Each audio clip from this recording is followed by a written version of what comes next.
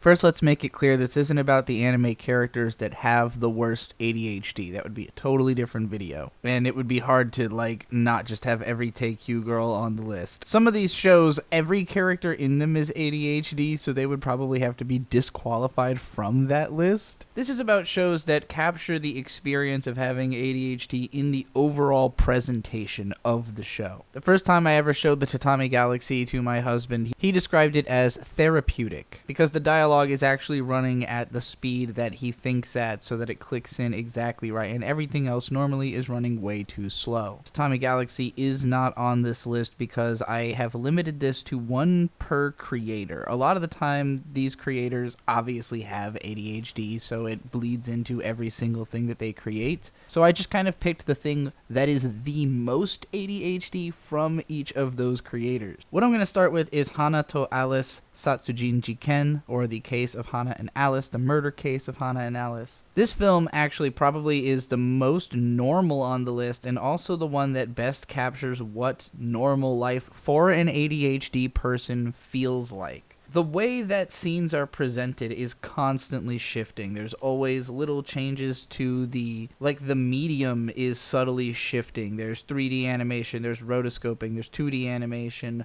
all done wonderfully, all blended together seamlessly by use of very unconventional shot positions and compositions that let you just explore the world in this very fun, somewhat disconnected, but always propulsed through by motion. Like, even though the camera isn't very intimate, the movement of the characters is, so you feel like you're always being pulled through this world that you have this sort of drawn back perspective on, and it's just a ton of fun to watch. Story kind of meanders around. It's not very directed. It concludes. It has satisfying arcs in it, but it moves at a very ADHD pace, where it's kind of about just the whimsy of being totally invested in whatever comes in front of you that moment, and even if it means you just totally forgot whatever you were invested in 5 minutes ago. The Mobile Suit Gundam series is very ADHD just in general. I think Yoshiyuki Tomino is one of the more ADHD directors out there. He likes for things to just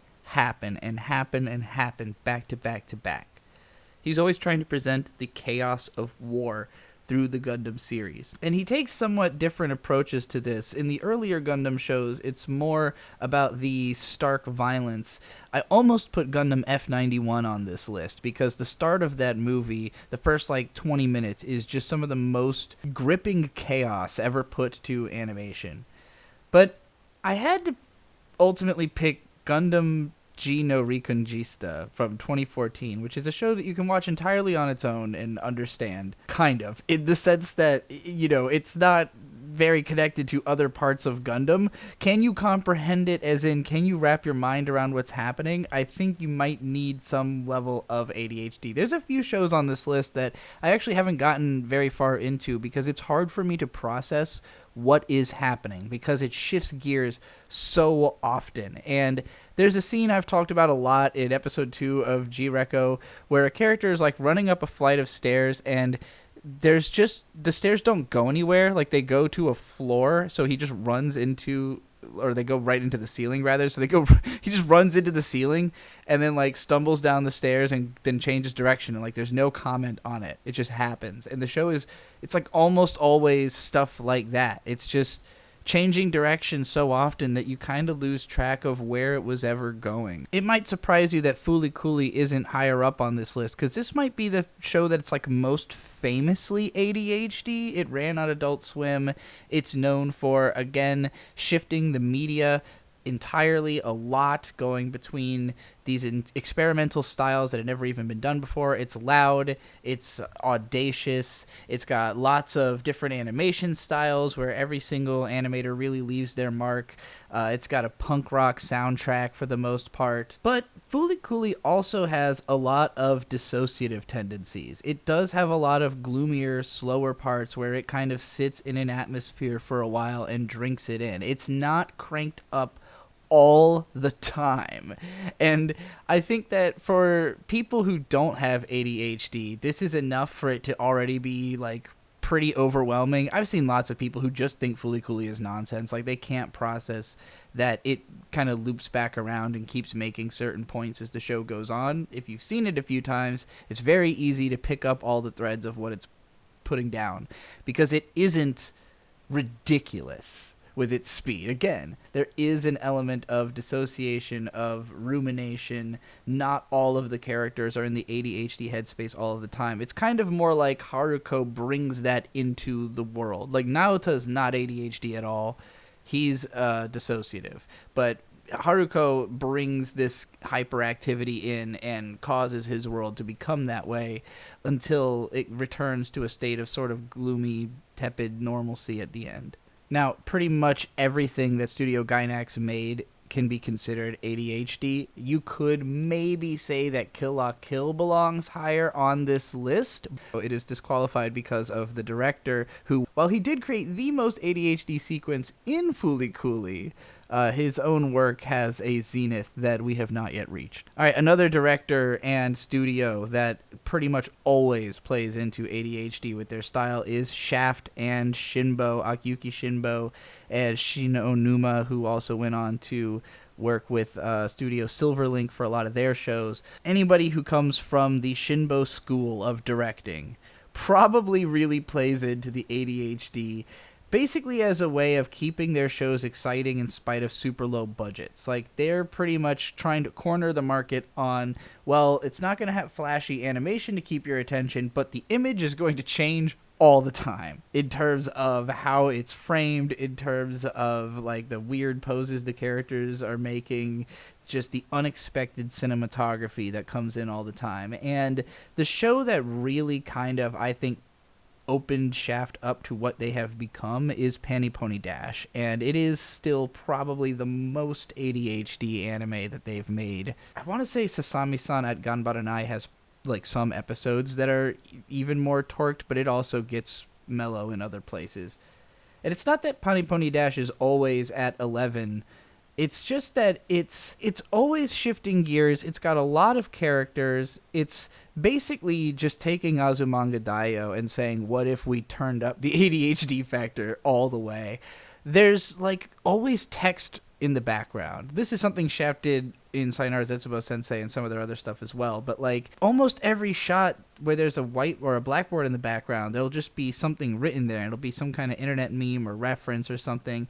And like the characters are always speaking in layered references as well. So this one, if the imagery isn't as ADHD, just trying to follow the thread of the conversation can be incredibly difficult, especially if you don't get the references or you don't understand Japanese culture well enough. There is this gimmick that ADV did, the licensing distributing company that used to exist that folded into Sentai Filmworks. They had this thing called AD Vid Notes that they did for both Excel Saga, which is also a very ADHD show, but not as much as Pani Pony Dash.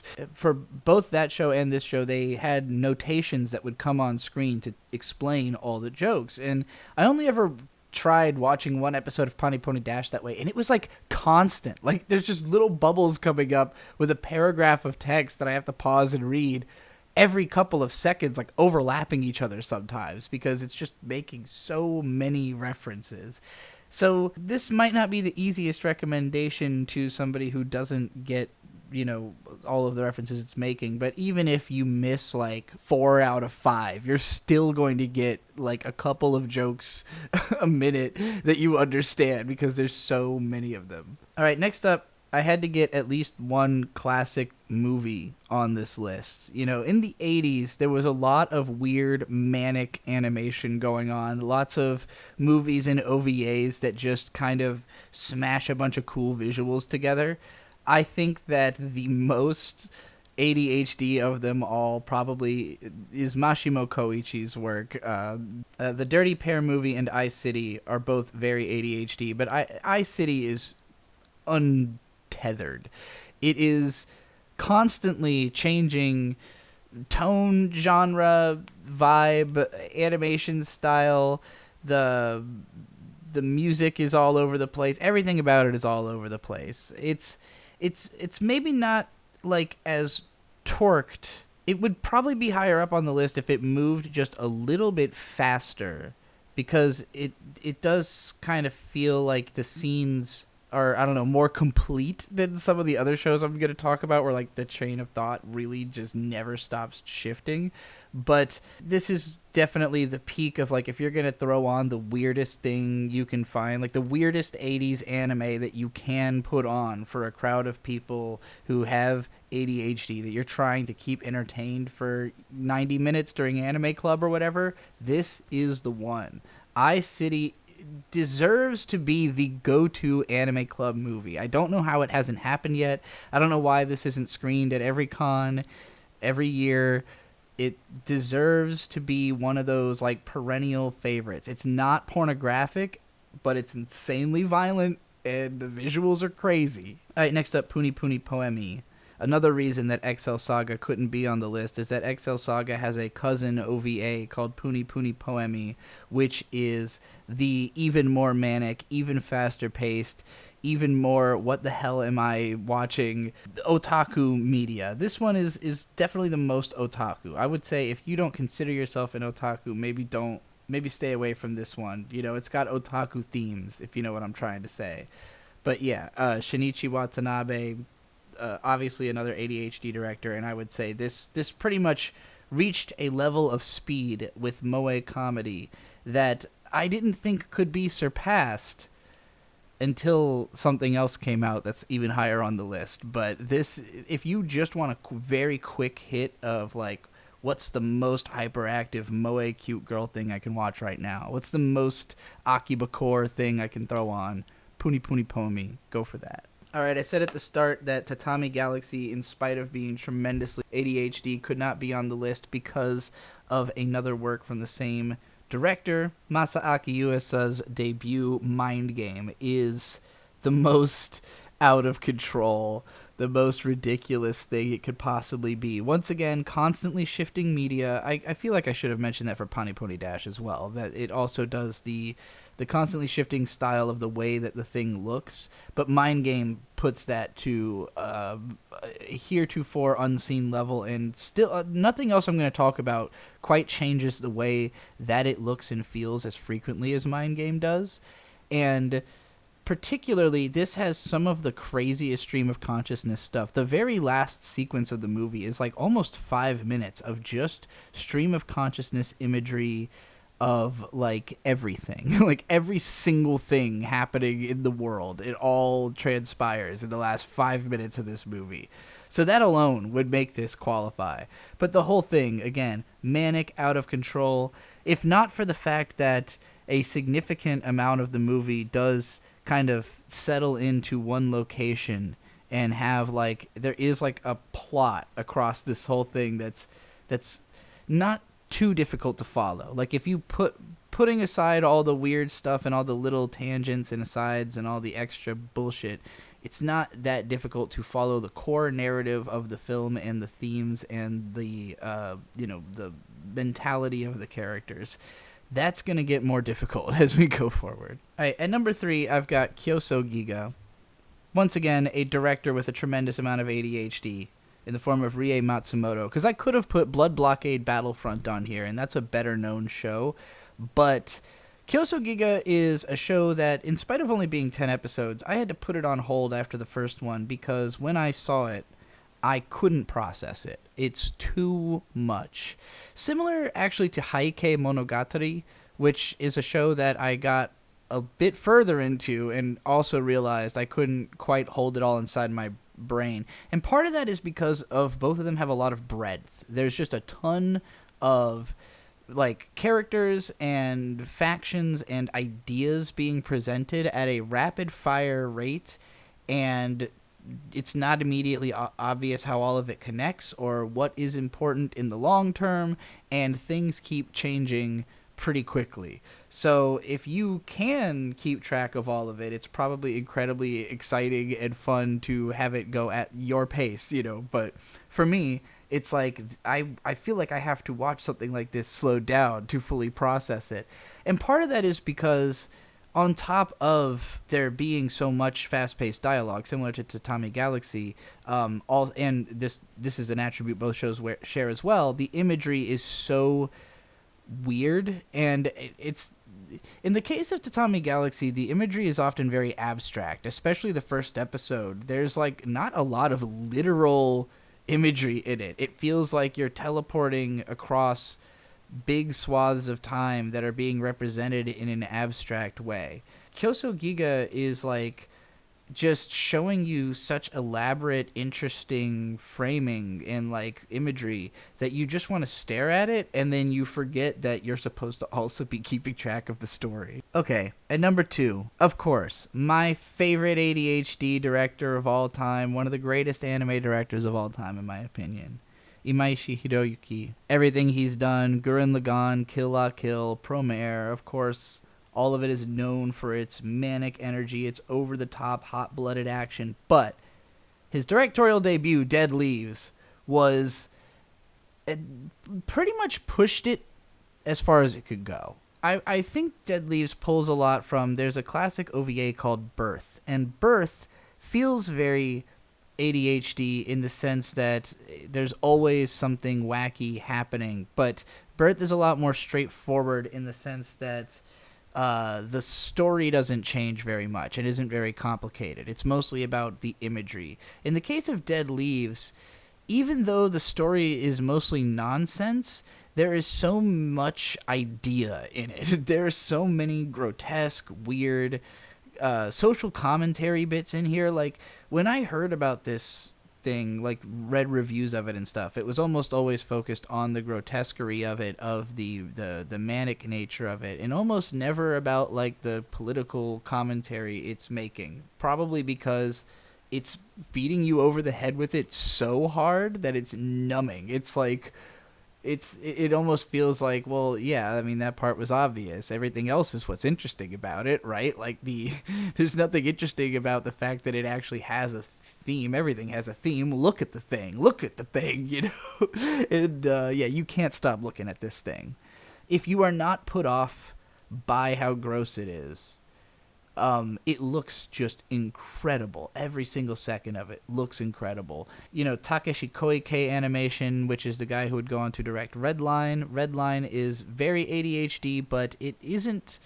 It's a lot more chilled out and like cool and laid back in a lot of its scenes. It like kind of saves its pulse pounding parts for the big races, and even those, they're not edited in a very ADHD way. I would say that movie feels less fast than it should in my mind, personally, which is my biggest complaint about it. Dead Leaves feels like a chaos. It feels like it's constantly happening, but the animation is so good that it keeps you understanding what's happening. Like, there's action scenes that are baffling in terms of the choreography, but they're just drawn with such confidence that you feel like, yeah, okay, that all checked out. I think it's a technical marvel, a masterpiece, very underrated, and you should check it out. But it's not the most ADHD anime, because that is Teekyuu. Teekyuu, I think, set about with the specific purpose and intention of being the most ADHD anime ever created. It wears the guise of being a cute girls do cute things slice of life show about a tennis club. If you watch the first episode, that's kind of what it is, just happening very fast. It's like each episode's 2.5 minutes long. The first season is 12 episodes. It ended up going for like 9 seasons or something like that. So each one you can watch in like half an hour, and that's including the OP, which is like 30 seconds in and of itself. But as it goes, it just keeps ramping up and ramping up and ramping up the speed. All of the voice actresses are speaking as fast as they possibly can. Sometimes it's clearly sped up. The imagery won't stop changing. The shot compositions are wild. They're like finding new ways to transition between static images that you never could have imagined before. It's basically all about maximizing that Kill La Kill effect that I talked about in that video, Kill La Kill's inventive animation, of what's the most movement we can get out of the fewest drawings? How do we draw like the most limited animation, but through editing, through the voice acting, through the sound effects and what they're actually saying, the constantly shifting subject matter? It's basically like a word association game as a show. It almost has no circling back, no real sense of overarching meaning. It's hard to really get a sense of the characters' personalities, even because most of them are just as hyper as they could be. Teekyuu is an experience of, I want to see chaos. Just give me some chaotic comedy. As long as I can't predict it, it goes. That's the rule. As long as it's totally unpredictable, it goes. So that's Teekyuu. That's the most ADHD anime. If you think that there is something that's more ADHD than something on this list, let me know. But please make sure you've actually seen what's on this list. I know there's tons of ADHD anime, okay? I think as a baseline, anime is ADHD. But these are the most. These are the most torqued. So if you haven't seen these, make sure you check them out before you try to let me know that something else is more ADHD than this. Because this is the level of competition we're on. You know, I could have put a lot of anime I love in here. Shirobako, my favorite anime. Very ADHD. But Shirobako's my level of ADHD, which is like, and I can just keep up with it. Just keep up with it. Yep, it's a perfect comfort. Tatami Galaxy, that's too much. And that didn't even make the list. So that's how, all right, you get it. You're bored now. ADHD anime forever.